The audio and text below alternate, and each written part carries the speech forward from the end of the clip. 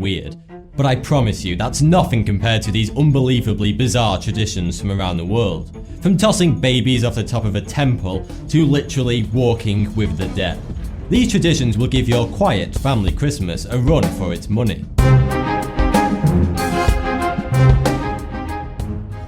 I'm sure you've heard tales of tribes, secret societies, and fraternities that have strange, humiliating, and sometimes painful initiation ceremonies. Well, for years the Satara Mara tribe of the Amazon rainforest have been looking down at such rituals and thinking, that's cute, because no other society, tribe or civilization has as painful an initiation or coming of age ritual as these guys. When a young boy comes of age in the Satara Mara tribe, before he can become a man in the eyes of his fellow tribesmen and women, he must prove himself. To do that, he must insert both his hands into specially made gloves, containing an angry hive of the most painful stinging animal on earth, the bullet ant. This little deviant sting is 30 times worse than a bee sting. In fact, they are called bullet ants because the pain of their sting is said to be similar to a bullet hitting your flesh. Justin Schmidt, an expert on insect stings and author of the Schmidt Sting Pain Index, ranked the sting of the bullet ant as the most painful in the world. Schmidt described the pain as pure, intense, brilliant pain. Like walking over flaming charcoal with a 3-inch nail in your heel. Just imagine that for a second. Ouch. Now imagine sticking your hands into gloves filled with hundreds of these little devils, whilst they repeatedly sting you for 10 minutes. But apparently, even that's not man enough for the chiefs of the Satara Mara tribe. The poor boy has to repeat this agonizing ritual 20 times over the course of an entire day before he is truly considered a man. Never mind a man, anyone who can withstand that deserves to be king of the bloody Amazon in my opinion. Next, we go to Japan. Come on, you knew the Japanese were going to be somewhere on this list.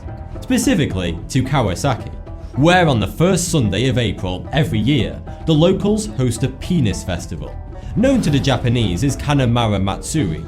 This festival is meant to celebrate fertility and the power of the penis. The festival started in 1977 and was relatively small, but it has enlarged significantly in popularity in recent years and has become somewhat of a tourist attraction. During the event, there are a whole range of phallic activities to participate in. You can make penis candles, enjoy a penis-shaped lollipop, try your hand at carving a penis out of a radish, or just pose with a giant penis on your head. The highlight of the festival is a parade in which a giant pink penis, known as Elizabeth, is carried around the streets by transgender and cross-dressing Japanese festival participants.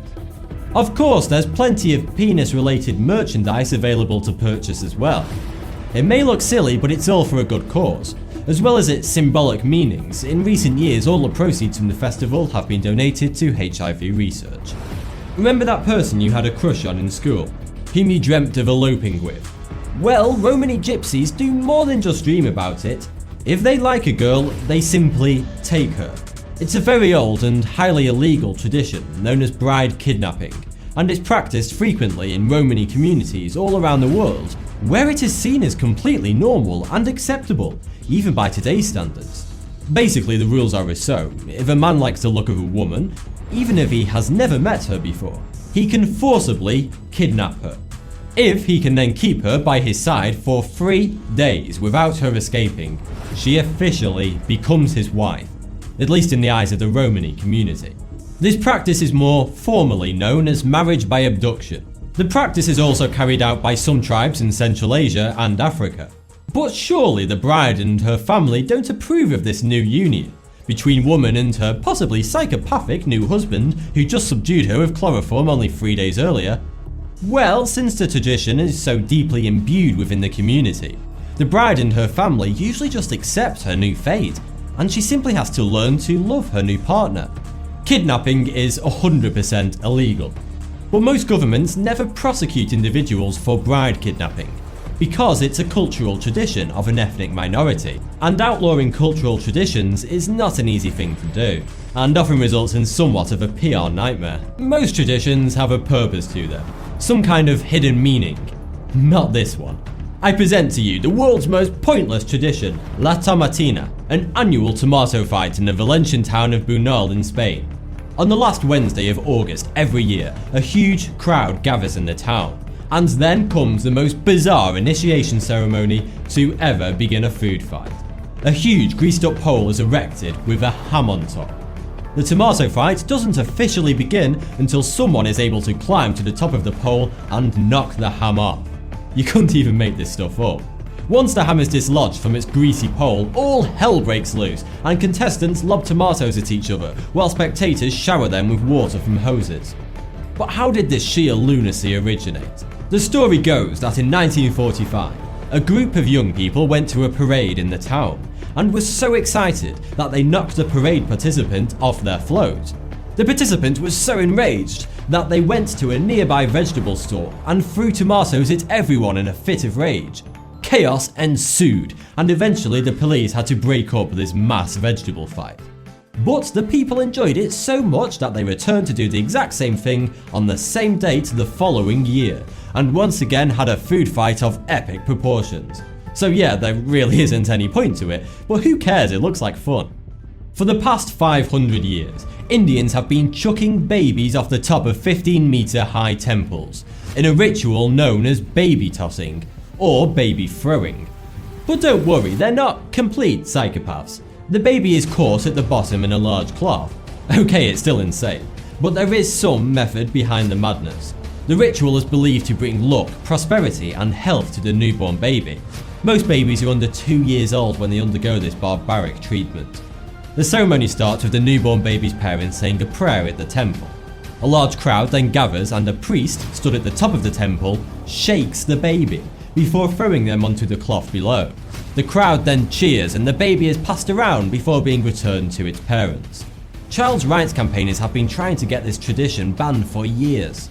Funerals can be expensive, and families don't always have the funds available to pay for a burial when a loved one passes away. So what do? Well, the Toraja people of Indonesia have a very unique way of dealing with this. If they can't afford a burial, the corpse is instead dressed in garbs and placed in a temporary coffin inside the family's house. The family then lives with the dead relative until they can save up enough money for a proper burial. When this time comes, do they simply pick up the coffin and carry it to its new resting place? Oh no, that's no fun.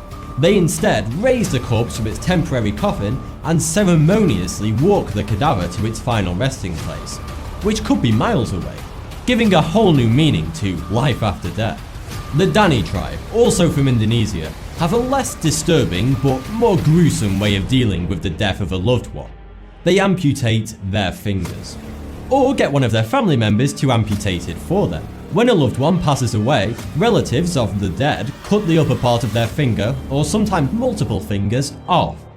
This is meant to be a physical manifestation of the emotional pain that the mourner is feeling. It is their way of showing their grief for the deceased. The amputation is done by first tying a piece of string tightly around the finger for 30 minutes to halt the flow of blood. A relative of the mourner then snips the top half of the finger or fingers off. The new ends of the amputee's fingers are then burnt in a fire to create scar tissue and prevent infections. It is usually the women in the tribe, more so than the men, who undergo this barbaric treatment. I bet the mothers in that tribe are extra careful not to ever lose sight of their children, because if anything unfortunate does happen to them, Daddy's going to cut Mummy's fingers off. The Chinese have a peculiar wedding custom. Before a newlywed couple can cross the threshold of their new home for the first time, the husband must carry his wife on his back over a smouldering bed of hot coals. The ritual is meant to ensure that the wife will have an easy and successful labour. Next up, I'm afraid, is another macabre death ritual. The Yanomamo tribe of Venezuela and Brazil believe that burying a body after death and leaving them to decay is a truly horrifying prospect. So corpses are cremated as quickly as possible after death. Okay, that all seems pretty normal. Well, I'm afraid this is where things get weird. The tribe believes that by ingesting the remains of a loved one, their spirit will live within them forever. Yes, I did just say ingest. That's right, the Yanomamo tribe consumes the ashes of their dead relatives. After cremation, the corpse's ashes and bones are crushed into a powder and mixed into a plantain soup. Chowder, anyone? The ash and bone soup is then shared around the tribe and eaten. Yum! And finally, I wouldn't leave you on such a macabre note. would I? Let's cheer ourselves up by going to Russia, obviously. It's no secret that the Russians love vodka. Former Russian leader Peter the Great, who reigned in the 1700s, used to greet every foreign diplomat with a 1.5 litre jug of vodka and required that the diplomat finish the entire thing to prove their trustworthiness. So it will come as no surprise that the Russians have their own traditional drinking game. That involves, you guessed it, lots and lots of vodka. The game is simply called Man Down, and participants must stand in a circle, each wielding a bottle of vodka. The goal is simple: keep drinking until someone falls over or passes out. And you must drink. Refusing to drink is considered an insult. Sounds like a super fun way to get alcohol poisoning. Thanks for the view, subscribe for more. 42.